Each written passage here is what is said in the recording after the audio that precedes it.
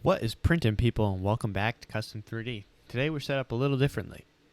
Now, I'm going to go into the question I get asked the most. What are 3D printers really used for? Well, today I'm going to go in depth and talk about what people in the industry really use 3D printing for.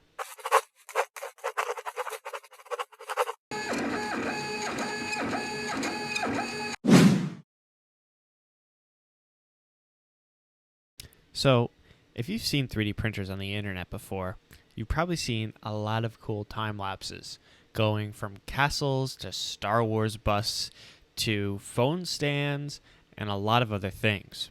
Well, 3D printing is used for a lot more than trinkets. It was actually invented in 1984, and the first type of 3D printing was called SLA, which is stereolithography. And the most popular type of 3D printer you've seen is called FDM, Fused Deposition Modeling. Now, there is a huge difference between those two types of 3D printing. One uses a liquid resin and one uses a spool of filament, sort of like a wire.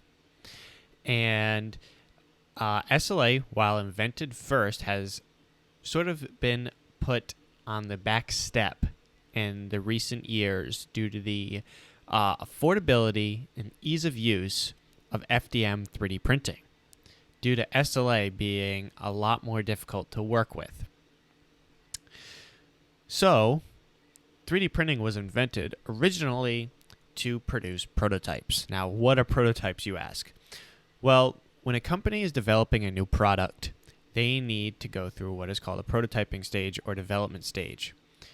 For example, when a company goes to produce a new wireless charger, for example, they'll need to draw up designs in a mechanical draft. Usually it's on a piece of paper or on a CAD software, and they'll have to test out the design for fit and finish.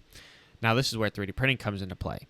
Traditionally, you'd have to get these molded out of plastic or something along those lines. And molding takes a long time. Whereas 3D printing, you send me the file and I can have it printed for you, usually in less than a day, depending on the scale of the print. Obviously, the smaller the print, the less time it takes.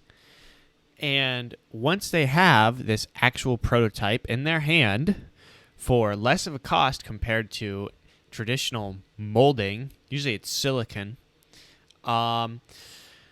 they can then test it. And through testing, they can make their final tweaks and then get the final prototype from me.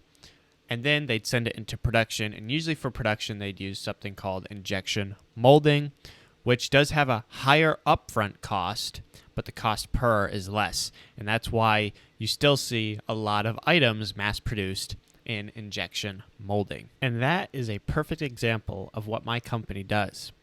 I take your idea or design and am able to bring it into life with the power of 3D printing.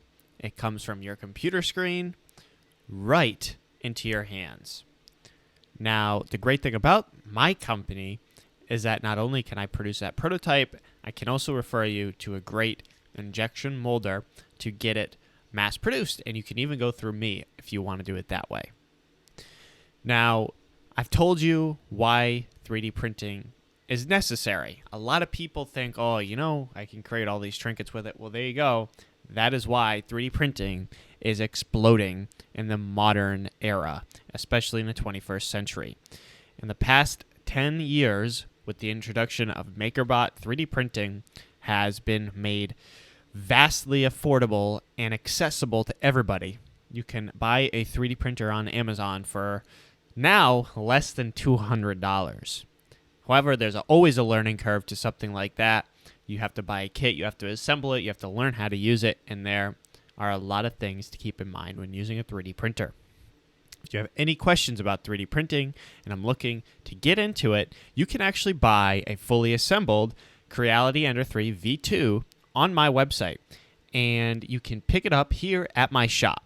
Now, that's a contingency, is that you have to live in Rhode Island, Massachusetts, Connecticut area if you want this to happen.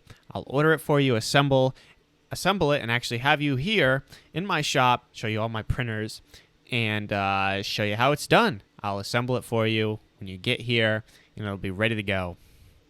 So feel free to drop a question in the comments below. Check out all the links, and I hope you learned something about 3D printing today and why it's so useful. Thanks, everybody, and I'll catch you in the next one.